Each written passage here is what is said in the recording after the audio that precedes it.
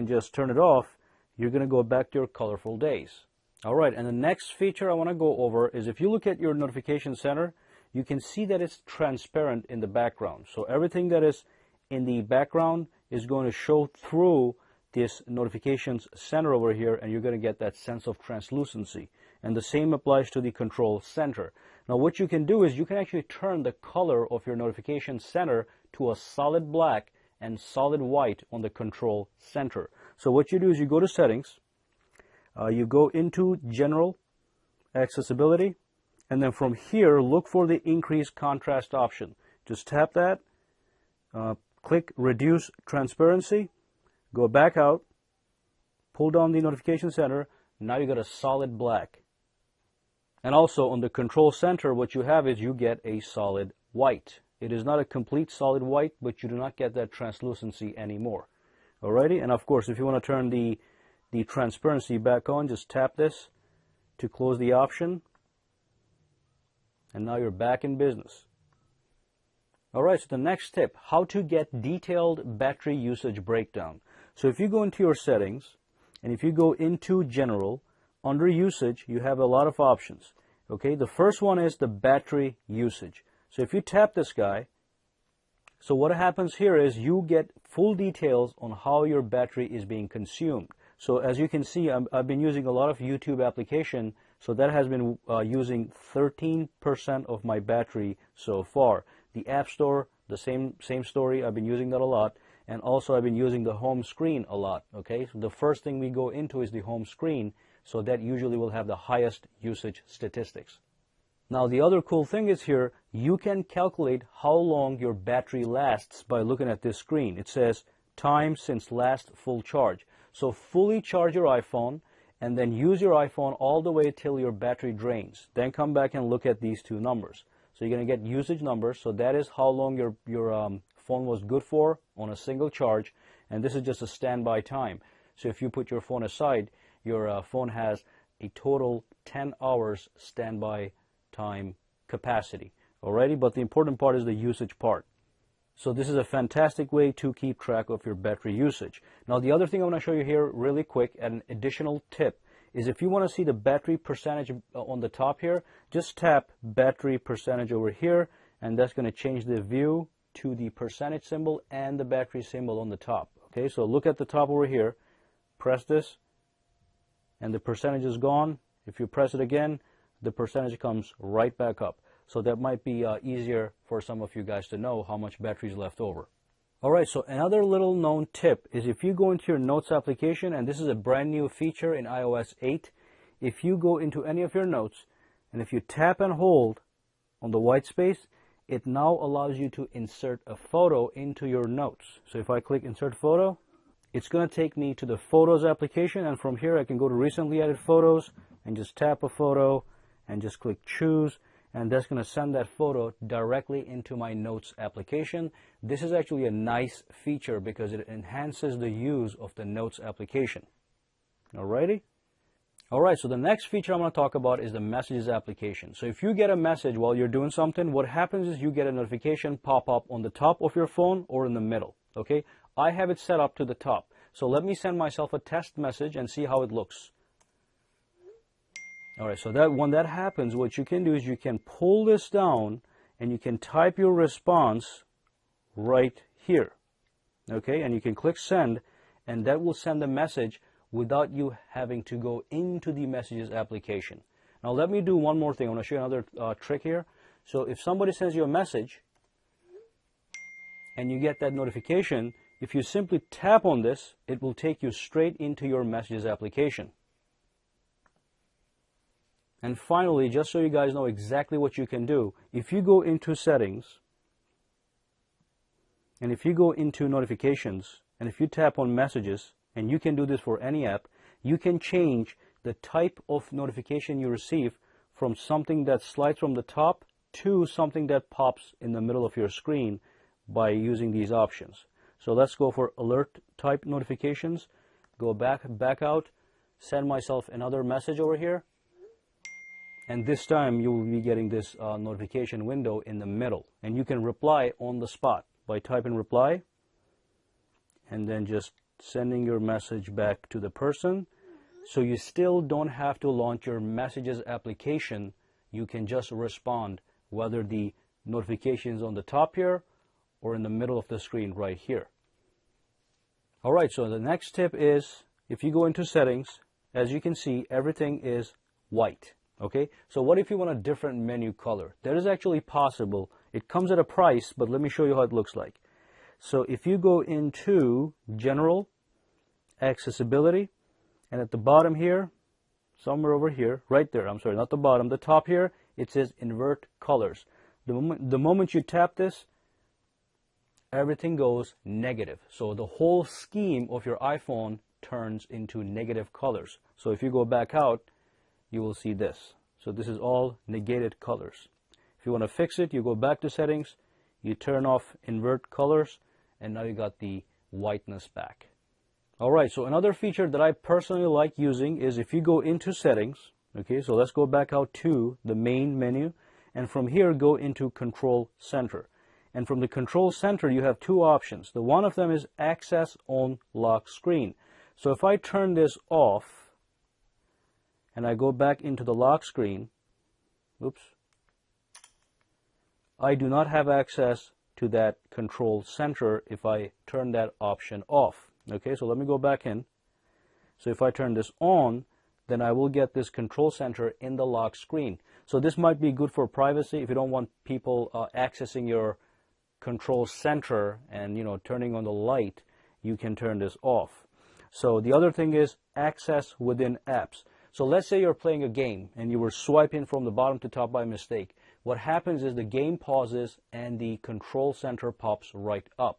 If you don't want that happening, turn this off, and now anytime you are within an application like the App Store, the Control Center is not going to work. Okay, so let me go back to the settings, turn this on. Now if you go back to another app, the Control Center will work. So you can restrict access to the Control Center. All right, so the next few tips have to do with your camera. So if you go into your camera, and if you go into the video mode, and if you record a video, the video is recorded at 1080p at 30 frame rates per second. So as you know, the iPhone 6 comes with a feature where you can record videos at 60 frame rates per second. So if you want to do that, what you want to do, also I want you to notice one more thing, because I'm going to combine two tips together. There is no grid on the screen. So if you go to take a photo, you don't get that grid. So I'm going to show you how to add that grid and to record at 60 frame rates per second. So if you go out, so what you want to do is you want to go to settings, okay, and you want to scroll down to where it says Photos and Camera. If you tap it and scroll down again, here's the two options that you need: grid and record video at 60 frame rates per second. Okay, so if you tap this, the video will now be recorded at 60 FPS, and then if you tap this on, you will in fact get a grid. So let's go back here, and as you can see, now if you go to take a photo, you will get that grid. Looks like you do not get a grid on the video anyway. Okay, but for the photo application, to take photos, you will need the grid. But that's how you turn the grid on, and that's how you get that 60 frame rates per second. Another quick tip, if you go into Safari, and if you're scrolling all the way down on a website, let's say you went all the way down, instead of scrolling all the way back up, all you got to do is you got to tap the status bar on the top here twice. You tap it, it goes right back up instantaneously. So one more tip I want to share. This is probably one of the tips that a lot of people know, but then there's also a lot of other people don't know. It is a very obvious tip. If you go into anywhere, let's just go somewhere here, over here. To go back, usually you have to press the button here that takes you back. But you don't have to. What you can do is you can simply slide backwards, okay? So you can slide all the way back to the main menu. You can do this on Safari, you can do this in the settings, and probably any other app that allows you to go into menus just like this. So just swipe right back. And I'm sure you guys know that you can record slow motion videos with your iPhone. So if you tap the camera icon and you go to the slow motion video recorder, simply tap this number here that says 240 frame rates per second, and it's going to change your option to 120 FPS. So you can switch between 240 and 120 right here, okay? So 240 can record even slower videos than the 120 option. And another tip I want to share with you guys has to do with your Photos application. I'm sure you know this already, but if you go into a photo, if you pull any photo up and you click edit, you do get a whole slew of options here. So you obviously can crop the photo and whatever, right? But the one thing I'm going to show you guys is if you click edit and if you go to one of these settings here, so this is the, you can pick any effect here and you can apply it to your phone, but this is the big one over here at the far right. If you tap this guy, you can change the light, the color, and the black and white balance. But another thing you can do is you can tap this icon and that gives you some detailed options for each of the bigger menus. So you got black and white. If you tap this, you get the subset menu right here, okay? And then you got the color menu. If you tap this, you get the subset of the color menu, so you can do some individual tweaking to very specific parameters. So let me just show you something. If you tap highlights, you can change the highlights. Okay, so the highlights have been changed a little bit. Click done, and it saves that information. Again, tap that, press this down icon. It's going to give you a subset menu for that given main menu. Alright, so another tip for the Messages application. If you go into Messages, and let's say you're messaging with somebody, and what you can do is you can press and hold that icon over there to record a voice message. Now, I just want to let you know, as soon as you press it and hold it, it starts to record. So let me show you. Press and hold. It is in fact recording right now. Let it go. It pauses. So you can replay it if you want. You can delete it by pressing that X button. Or if you press that up button, it will just send that voice message over. So let me do that one more time. Check, check, check. Okay, so if you press this, it will send it over. Check, check, check. If you click X, it deletes that voice message, and that allows you to cancel a voice message you do not want going over to the other person. Now here's another tip just to make your life easier. Let's say you're in Safari and you're browsing a website and you want to use this website over and over, such as Google. Alright, so what you want to do is you want to tap this button at the bottom middle and just simply click Add to Home Screen. So what let's rename this real quick. So that's a fine name. So click Add. So what that does is it sends a link to that website in the form of a icon on your home screen, which is this guy right here. So every time I tap this, it will take me straight to Google on Safari. Okay, so let me show you one more thing here. So let's go to Amazon.com.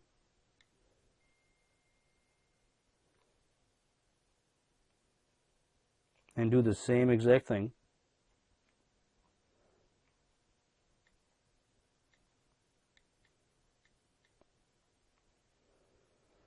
As you can see, Amazon shows up on your home screen. It looks nice as well. The icon actually has Amazon symbol on it. But the other thing you can do is you can create a folder and throw all these quick links into that folder. So create a folder and then just type in bookmarks. Okay? So now you have quick access bookmarks right from your home screen to take you to the websites that you use a lot. Alright, so the next tip allows you to change your text size, the font size on your phone. So if you go into settings, okay, and if you go to display and brightness, you got two options. The first one is you can change the text size of your phone. So if I tap this, I can use the slider to minimize the size of the text or maximize it, okay? So if you go back over here, you can also bolden the text. So everything here is regular typed. If you tap this, it is going to transform all the text on your phone into bold, such as this up here. See how it says display and brightness? That's in bold. So everything is going to turn into bold. But you're going to have to restart your phone, which I'm not going to do right now. But just remember, it's going to look just like this, where it says display and darkness on the top. Brightness, I mean. Now the next feature has to do with security. So let's say you give your phone to a friend or a family member and they just start clicking applications that you don't want them to go into. What you can do is you can actually hide certain applications from people so they can never access them. So what you want to do is you want to go to settings, okay? So under general, so you go to settings, you tap on general, and under restrictions, you tap this, and the first time you enable these guys, you're going to have to set a password. This is a different password than what you used to log into your phone in the beginning on the lock screen. So let's just do 11111, 11111, and now what you can do is, let's say you don't want the camera application to be accessible to anybody. Turn it off. Okay? You can also turn off Safari. You can turn off Siri, so nobody can use Siri if you don't want them to. And everything here can be changed. Okay? There's a lot of options here. You can go through here to enable restrictions. And you can also tap here. You can allow people not to change anything on your account information. Accounts like mail accounts, Gmail accounts, contacts, calendars. So you can restrict complete access to a lot of things. But let me show you this in a real example. So we disable these guys. So if I go back out, the Safari application that was sitting at the bottom here is not there. It is hidden. So is the camera application. This is a rather good feature. So if you go back into settings, go back into restrictions, it's going to ask you for a password every time you try to enter this mode.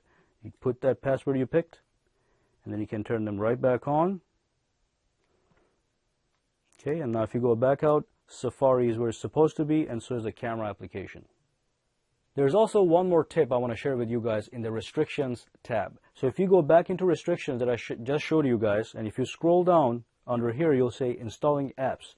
If you turn this off, okay, the iTunes store, the App Store actually disappears. So nobody can go now, if they're playing with your phone, and accidentally start buying applications, which actually is something a lot of people have complained about. They never want to buy an app, but their friend or their kid or their brother will go and buy an app, and that's going to cost them money, it's going to cost you money, and you never actually have it authorized. Okay, so let me go back into settings, restrictions. I want to buy apps, so I'm going to turn that on, so I can in fact buy apps. You can also prevent people from deleting apps, and you can prevent people from purchasing applications in-app. So there's some apps that allow you to purchase stuff directly from the application itself. It could be a big waste of money. So you can disable that right here. Okay, so these three options here are very, very important. Just be aware of these guys. Okay, so the next tip I want to share has to do with the keyboard application. So if you go into messages, and you can go anywhere, I'm just going to use the keyboard, and there is something that is hidden here that you probably don't know about. Let me type in OMW. As you can see, one of the suggestions says on my way. So that is not predictive typing. That is actually suggesting the expansion of this abbreviation. So what I want to tell you guys is you can create your own abbreviations.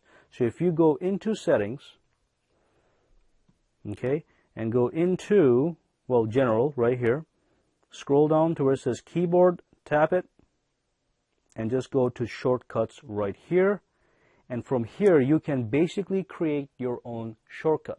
So let me click plus over here. And the thing that you want to type, the phrase, pick the phrase first. So let's say ASD, blah, blah, blah, blah, blah, blah. Okay, so I'm going to type in ADF. I'm using the first character from the first, each word. Okay, so if I click save, and I go out, go back into messages, and I type in ADF, I will get that suggestion that I specifically put into the phone. So you can use this for things like OMG, oh my God, and stuff like that. Alright, so that brings us to the end of this video. Go ahead and subscribe to my channel for more videos to come. Give me a thumbs up if you liked this video. And also you can go ahead and connect with me socially on Google+, Facebook, and Twitter, for which all the links are in the description below. Thank you again, and I'll see you the next time. And if you have any questions, comments, concerns, just throw them down in the comments section below.